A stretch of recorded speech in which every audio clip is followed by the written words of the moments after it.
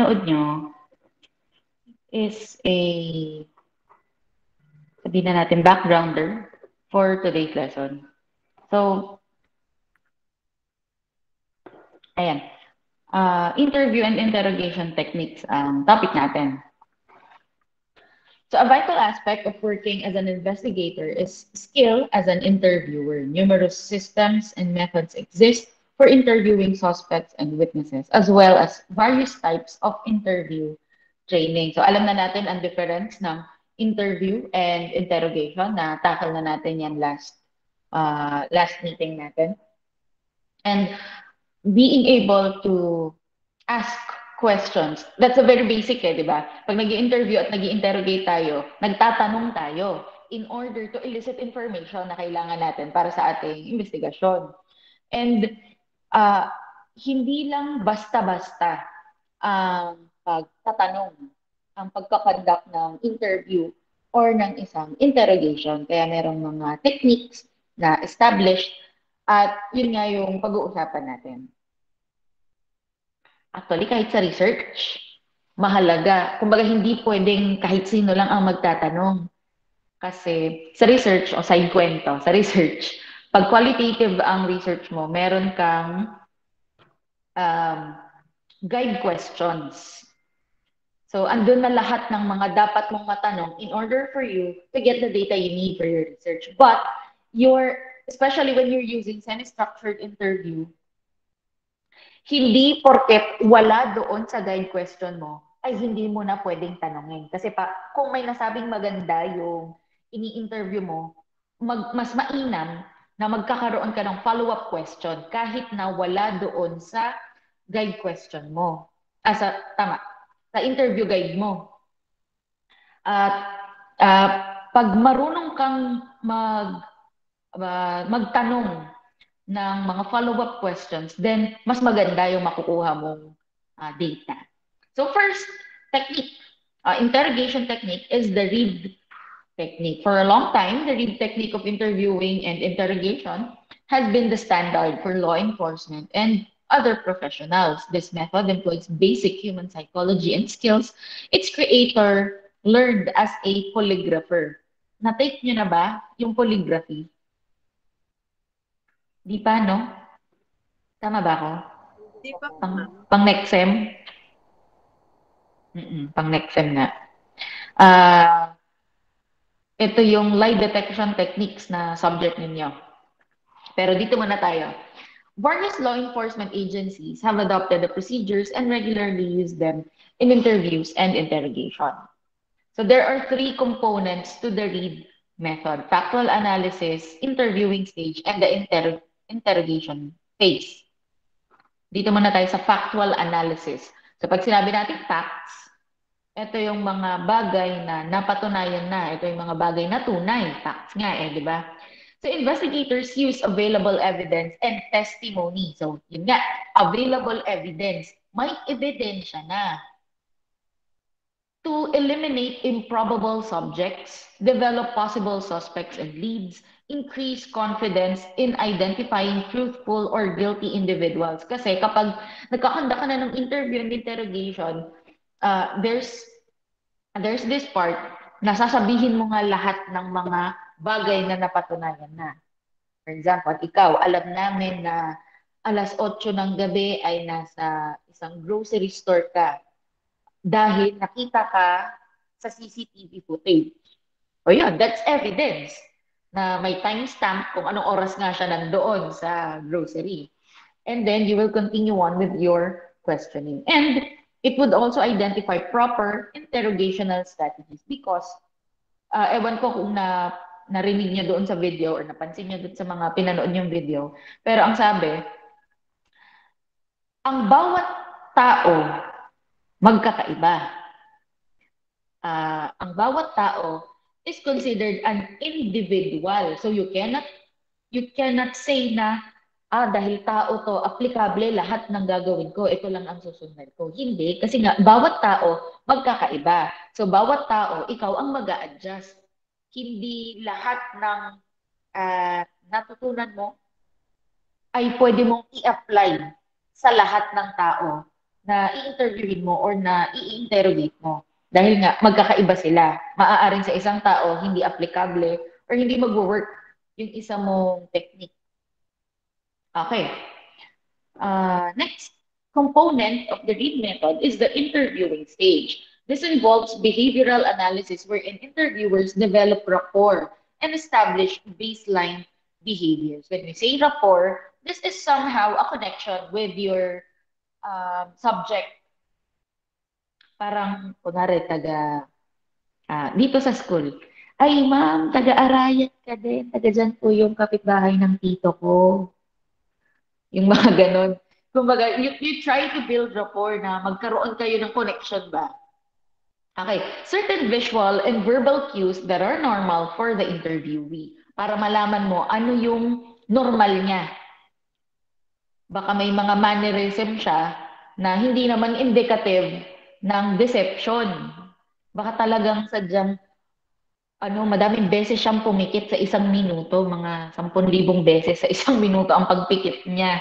Hindi mo pwedeng sabihin na, ay, niloloko ako ng tao na to kasi 10,000 beses siyang pumipikit sa isang minuto. Hindi ganon. Okay, para nga malaman mo yung baseline behavior niya. Ano yung normal niya. Then, they ask behavior-provoking questions to see if the suspect deviates from these behaviors. Ngayon, alam mo na yung normal. Titignan mo ngayon alin yung mga actions niya na hindi normal para sa kanya. If they are reasonably certain that the interviewee has committed the crime in question, the interrogation phase begins. Pero kung hindi mo naman masabi na mukhang siya nga perpetrator ng crime, then of course, hanggang dyan ka lang sa interviewing. If you can remember the definition of interview, sabihin natin, it is a friendly questioning, uh, non-confrontational, but in interrogation, talagang, kumbaga, gigisahin mo na yung taong ini-interrogate mo para malaman mo nga yung mga details or other facts na pwede mong makuha mula sa kanya. And then, kapag nandoon na tayo sa interrogation phase, the investigators make sure to interrupt any attempt by the suspect to deny guilt. So when you are already in the interrogation phase, your goal is to make the subject or your suspect admit his guilt. Magko-confess na dapat siya. Yun ang goal mo. Okay. So they also provide various themes that allow the suspect some form of moral justification for committing the crime. Kung maalala niyo yung video kanina, ang isang paraan ay baka aksidente lang naman yung, hindi ba aksidente lang naman yung nagawa mo? Ganun yung paraan ng pagsasalita no interrogator. But later on, pwedeng sabihin ng subject or nung ini-interrogate mo na, opo sir, aksidente lang po, di ko naman po sinadya. Kahit na gano'n ang sabihin niya, nakuha mo na yung confession niya, na ginawa niya nga yung krimen na inaakusa natin ginawa niya. Interrogators steer the subject toward a confession by offering a face-saving alternative. When you say save face, yung para hindi naman siya masyadong mapahiya. Kumbaga, mabibigyan pa rin siya ng kahit konting dignidad kahit na nakagawa siya ng krimen. Yun nga yung goal ni interrogator. Sabi dyan, steer the subject toward a confession, makukuha mo yung confession by offering a face-saving alternative. Di ba aksidente lang naman? Di mo naman sinadya yun eh. Yung mga ganong linyahan. This process is called minimization. Downplaying the moral consequences of the crime without mentioning the legal one. So kahit na alam natin na sabihin natin ang pagpatay dito sa Pilipinas ay reclusion perpetua, 20 years and 1 day to 40 years. Hindi natin sasabihin na kapag hindi ka umamin, makukulong ka ng at least 20 years and 1 day. Hindi mo gagawin, hindi mo sasabihin ganon. Ang yun nga, ida-downplay mo siya. Hindi mo ipaparamdam sa kanya na mabigat yung nagawa niya in order for you to acquire confession. Investigators also frequently deploy the maximization technique. Ima-maximize mo naman. Kumbaga, itotodo mo. Exaggerating the available evidence and the seriousness of the potential punishment. Kapag nakulong ka ng 20 years and one day, hindi mo makikitang gumraduate yung mga anak mo. So on and so forth. Talagang OA ka naman. This environment can cause stress to the interviewee and break down any resistance to a confession. Dito sa interrogation, uh, dito sa interrogation phase, merong 9 steps. Baka ito rin yung mga napanood nyo kanina. Hindi lang baka. Ito talaga yung napanood nyo kanina na in-explain doon sa video. So, an interrogation should only occur when the investigator is reasonably certain of the suspect's involvement in the issue under investigation. So, there are 9 steps in the interrogation technique or interrogation phase. So first is the positive confrontation. The investigator tells the suspect that the evidence demonstrates the person's guilt. If the person's guilt seems clear to the investigator, the statement should be unequivocal. Papakita mo sa kanya na merong ebidensya. Ayun na nga, the investigator tells the suspect that the evidence demonstrates the person's guilt. Kita, andito ang fingerprint mo sa baril na to. Yun, talagang masasabi natin na, i-confront mo nga yung subject mo, na guilty siya. Ito nga, oh, ito na yung fingerprint mo, nasa baril. Papaanong mapupunta dito yung fingerprint mo kung hindi mo naman hinawakan tong baril? At ano bang nangyari sa baril na to? Hindi ba may ginamit ito para sa isang krimen? Yan. And then next is theme development.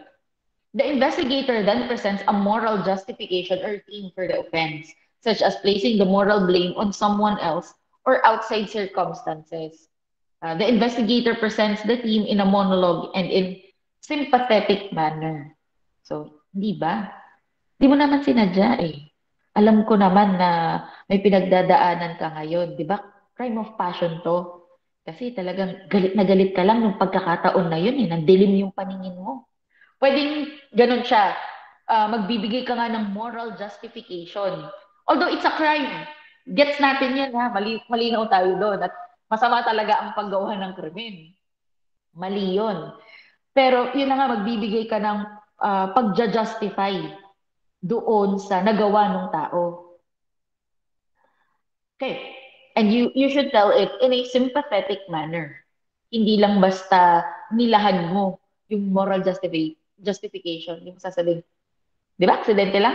Hindi siya ganun. Kailangan, hindi ba? Aksidente lang naman. So, sympathetic nga ang paraan ng pananalita mo. So, also take note, when conducting interview and interrogation, your tone and your rhythm and yung pace ng pananalita mo, mahalaga. Kasi, di ba parang sa chat, kapag nag-chat ang isang tao, hindi mo alam kung papaano niya yon sinasabi talaga in actual. Parang yung nabanggit sa akin ng isa kong in-interview. May estudyante daw nag-chat doon sa isang official ng school. Ma'am, ano bang gusto nyo? Maaaring ang intention ng bata, ano ba yung gustong ipagawa sa kanya para maayos yung grade niya. At pwede rin na kung ibang paraan ang pananalita niya, ang ibig sabihin nun ay ano bang gusto nung official, nung school official, para ibigay nung bata, kumbaga, suhol. So, depende nga yun sa tono, di ba, ng pananalita ng tao para magkaroon ng understanding. And then, number 3 is handling denial. So when the suspect asks for permission to speak at this stage, it is likely to deny the accusations. The investigator should discourage allowing the suspect to do so. The Reid website asserts that innocent suspects are less likely to ask for permission and more likely to promptly and unequivocally deny the accusations. Tagang hindi po, sir, hindi po akong gumawa niyan. The website states that it is very rare for an innocent suspect to move past this denial stage. Kasi kung hindi talaga ikaw ang gumawa ng isang krimen, i-deny mo yun.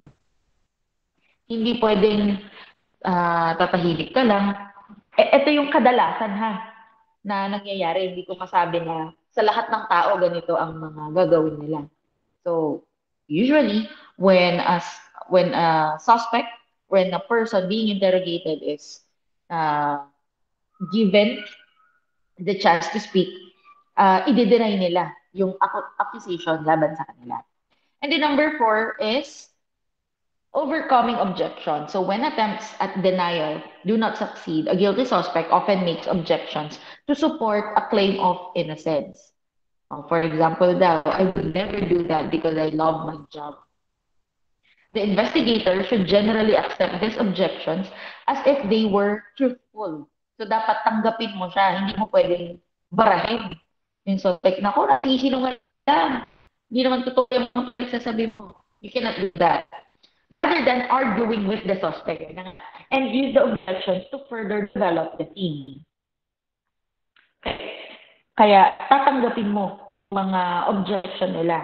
Hindi mo siya basta iisantag lang o babaliwain yung sinasabi objections na yan. And then number five is procurement and retention of suspect attention. The investigator must procure the suspect's attention so that the suspect focuses on the investigator's theme rather than on punishment. Dahil nga, giwan mo na lang kwento, meron ka na nga ang tema eh. Yung tema yung susundin mo. Mas kukuhanin mo yung loob, kukuhanin mo yung atensyon ng suspect para mag-focus siya doon sa theme at hindi niya maisip na mabigat pala yung nagawa niya kasalanan. Kasi nga, ang goal mo during interrogation is to get a confession.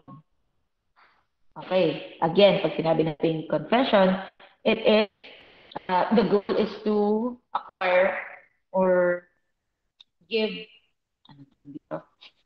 is to provide guilt, admit guilt of the subject. One way the investigator can do this is to close the physical distance between himself or herself and the suspect.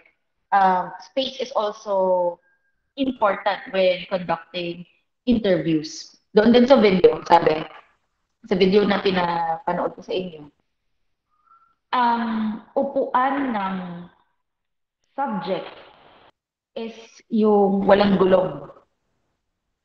Katulad nitong inuupuan ko dito sa crime lab, yung walang gulong. Pero yung interrogator, dapat may gulong yung upuan niya. Para pwede siya, kasi una, talagang malayo kayo.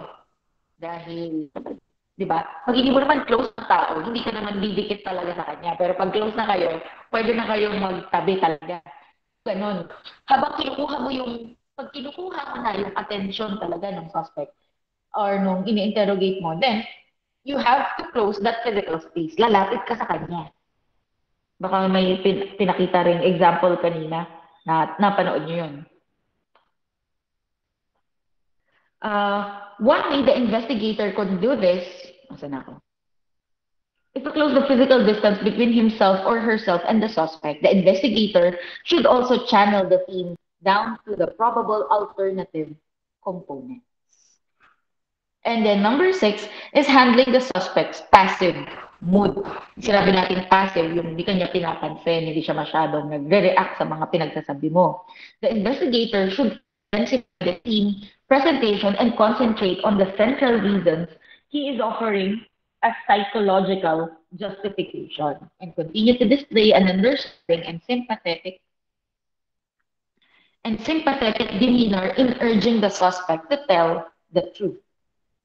And then number seven is presenting an alternative question. The investigator should present two choices, assuming the suspect's guilt and develop as a logical extension from the theme, with one alternative offering a better justification for the crime. Nabanggit din niya doon sa video kanina.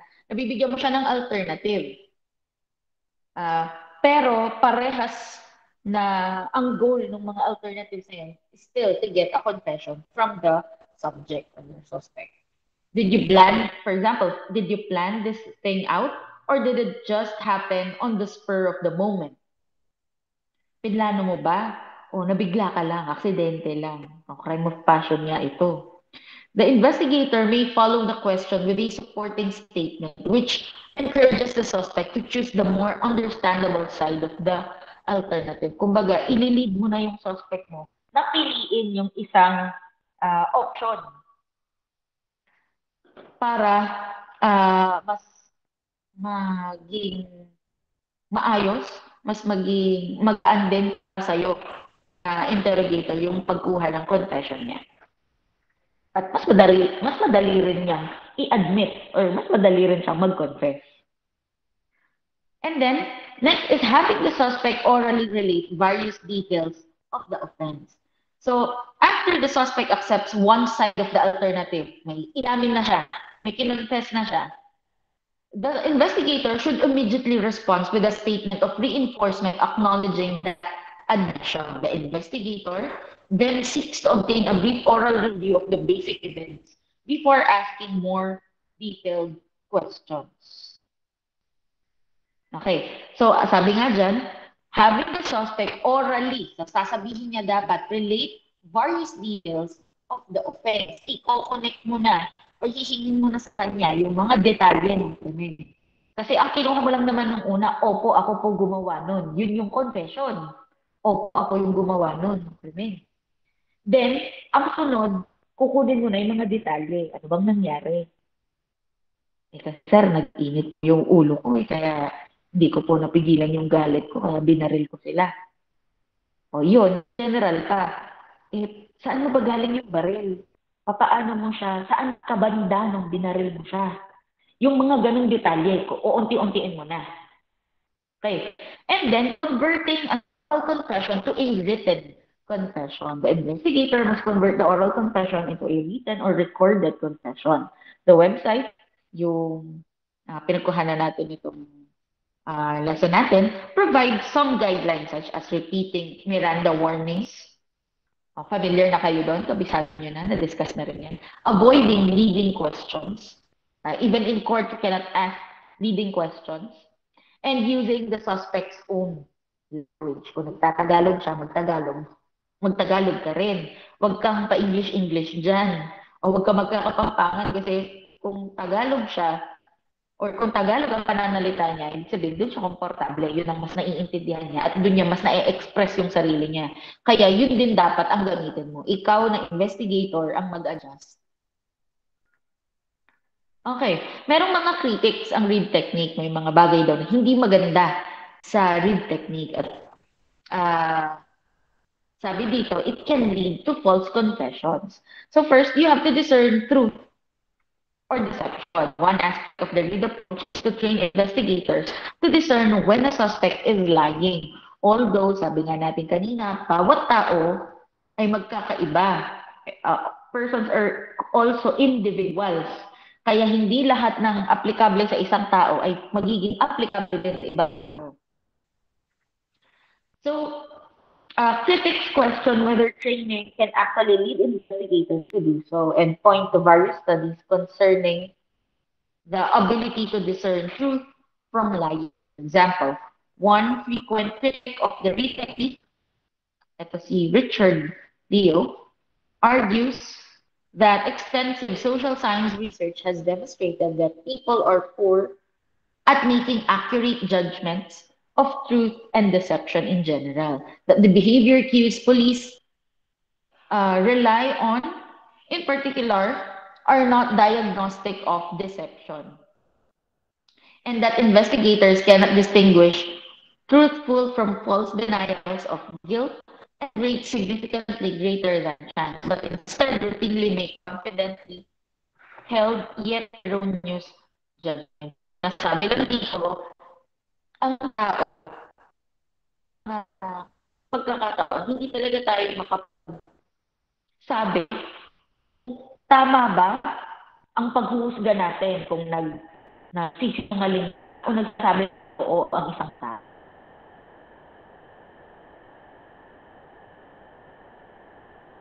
Kasi kahit na train, hindi ka pa rin perfecto. Hindi mo ang buong ang buong pagkatao ng isang tao. 100%. na ng isang investigador sa kanyang suspect o sa kanyang ini-interrogate ay whether truth or a lie. Okay. Ganoon naman talaga eh. Kahit naman anong natutunan natin, hindi pa 100% of the time ay magagamit natin. Lalo na kung ang tinitignan natin ay ang truth, kung sasabi ba ng totoo ang isang tao o nagsisinungaling sa atin.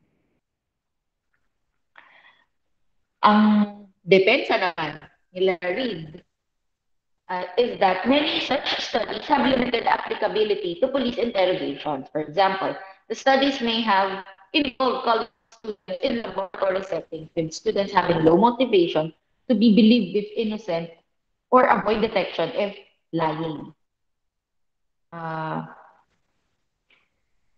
it may also have been conducted by people not trained to interview. Yun yung sinasabi ko kanina na mahalaga na mahusay yung nag-i-interview, may trained nga siya. At marunong talaga siyang magtanong. Kasi kung hindi ka rin makakakuha ng magandang data. So katulad dito, it may have been conducted by people not trained to interview criminal suspects dahil iba ang approach kapag nag-i-interview ka ng mga criminal suspects. Di ba kapag nag-a-apply ng trabaho, may interview din. Iba yung iba yung paraan ng pag-i-interview kapag trabaho ang hinahanap. Kapag nag-a-apply sa trabaho, at iba din ang paraan ng pag-i-interview kapag witnesses. Diba? The company also points to other studies supporting the contention that training can increase the ability of police to detect when suspects are lying.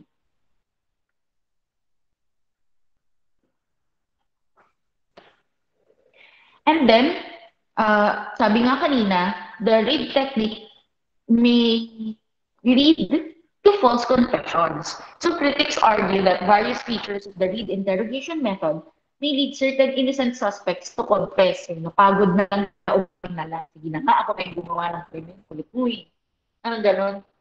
One critic argues that the guilt presumptive nature of the Reid method creates a slippery slope for innocent suspects because it may set in motion a sequence of reciprocal observations and reactions between the suspect and interrogator that serve to confirm the interrogator's belief in the suspect's guilt. Dahil um, nasasabi natin dahil may bias na ang investigator at naniniwala siya na yung ini-interrogate niya is the one who actually committed the crime. So, baka ipilit niya na hindi, ikaw talaga ang gumawa ng krimen, ka na.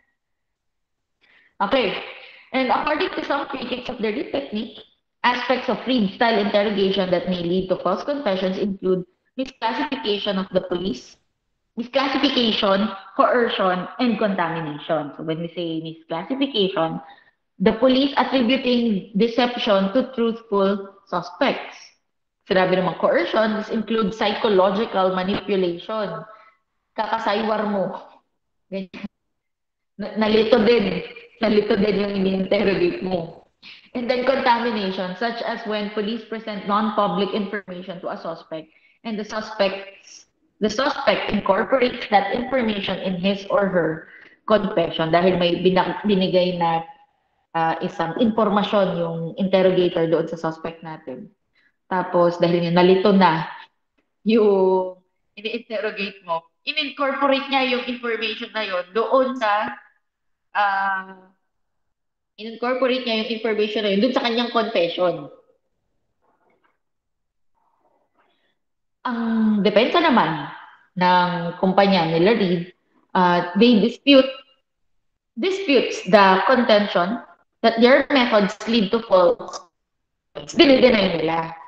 They argue that false confessions are not caused by the application of the Reid technique, but instead are usually caused by interrogators engaging in improper behavior. It's not a technique that is wrong, ang sabi ng company nila Reid, but it's the interrogator's fault. Yung improper behavior nila that is outside of the parameters of the Reid technique. Ina-attribute lang daw yung mga maling gawa ng isang interrogator doon sa Reid technique, but Basically, ang sabi nila, hindi naman talaga yung technique ang may problema, yung tao ang may problema. Making a promise of leniency in return for the confession, denying a sector, right? Conducting an excessively long interrogation, and many others. The company also cites court cases upholding their methods or denying the admissions of expert testimony that would link those methods to false confessions. Okay.